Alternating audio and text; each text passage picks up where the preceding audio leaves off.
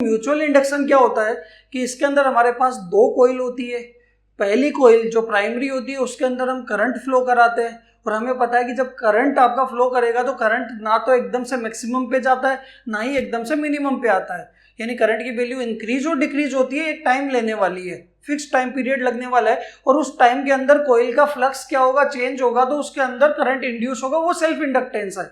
हमें म्यूचुअल की बात करनी है, तो यहाँ पे पहली प्राइमरी कॉइल है उसके अंदर करंट जा रहा होगा तो करंट की वैल्यू इंक्रीज या डिक्रीज होगी तो प्राइमरी का फ्लक्स चेंज होगा, ठीक है। और उसी के ऊपर एक और दूसरी कॉइल होगी सेकेंडरी, प्राइमरी का फ्लक्स चेंज होगा तो वहीं पे magnetic field lines close form में होने की वजह से सेकेंडरी से भी वही मैग्नेटिक फील्ड लाइंस पास होगी, तो सेकेंडरी का फ्लक्स भी चेंज होगा।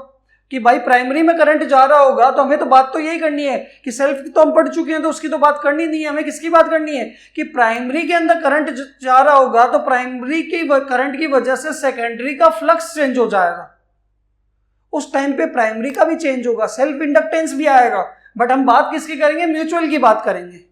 क्लियर है? तो प्राइमरी के करंट की वजह से सेकेंडरी का फ्लक्स चेंज हो जाए, ठीक है, और सेकेंडरी का फ्लक्स चेंज होगा तो सेकेंडरी में क्या होगा, करंट इंड्यूस हो जाएगा, इसी को क्या बोलेंगे, म्यूचुअल इंडक्शन।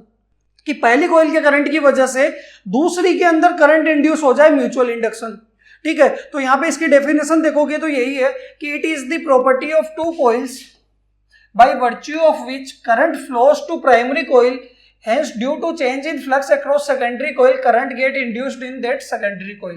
कि प्राइमरी के अंदर करंट फ्लो करेगा तो उसकी वजह से सेकेंडरी का फ्लक्स क्या हो जाएगा, चेंज हो जाएगा, और सेकेंडरी का फ्लक्स चेंज होने की वजह से सेकेंडरी में करंट इंड्यूस होगा, म्यूचुअल इंडक्शन।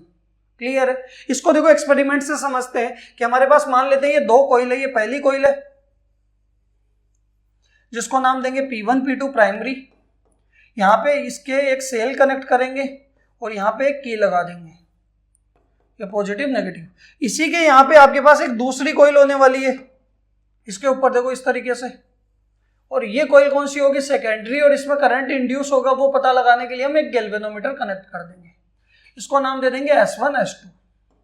बताओ क्लियर है? ठीक है। होने वाला क्या है कि प्राइमरी के अंदर हम करंट फ्लो कराएंगे, देखो प्राइमरी के अंदर करंट कितना फ्लो करेगा, प्राइमरी में करंट फ्लो करेगा I1 नाम दे देते हैं ताकि पता रहे कि प्राइमरी के अंदर हो रहा है, ठीक है। तो यहां से अगर आप देखोगे प्राइमरी में करंट जाएगा तो प्राइमरी में मैग्नेटिक फील्ड आएगा और वही magnetic field lines close form में होने की वजह से सेकेंडरी में आएगी, और प्राइमरी का फ्लक्स चेंज होगा, करंट धीरे धीरे बढ़ेगा तो प्राइमरी का फ्लक्स चेंज होगा तो सेकेंडरी का भी चेंज होगा, करंट रिड्यूस होगा तो सेकेंडरी का फ्लक्स चेंज होगा, और सेकेंडरी का फ्लक्स चेंज होगा तो सेकेंडरी के अंदर क्या होने वाला है, करंट इंड्यूस होने वाला है। क्लियर है? करंट इंड्यूस होगा तो यहाँ पे हम देखो सेकेंडरी के फ्लक्स को क्या नाम दे देंगे, φ2, और ईएमएफ जो इंड्यूस होगा उसको क्या नाम दे देंगे, E2। यहां तक कोई दिक्कत? यानी यहाँ पे यही लिखा हुआ है कि हमारे पास दो कॉइल है, primary P1 P2, secondary S1 S2 को कनेक्ट किया हमने गैल्वेनोमीटर से और P1 P2 को एक सेल से अलोंग विद ए की। क्लियर? इसके अंदर वर्किंग क्या है कि जैसे ही करंट स्टार्ट होगा प्राइमरी के अंदर P1 से P2 फ्लो करना तो सेकेंडरी का फ्लक्स चेंज हो जाएगा, φ2 चेंज हो जाएगा, कि प्राइमरी का करंट इंक्रीज होगा तो φ2 इंक्रीज होगा, प्राइमरी का करंट डिक्रीज होगा तो φ2 डिक्रीज होगा, ठीक है।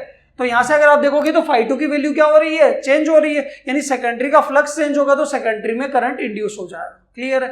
और यहां से एक चीज हमें पता लगी क्या, कि जो सेकेंडरी का फ्लक्स होगा वो किस पे डिपेंड कर रहा है, प्राइमरी के करंट पे, डायरेक्टली प्रोपोर्शनल होगा, ठीक है। तो यहाँ पे आप देखो हम बात करते हैं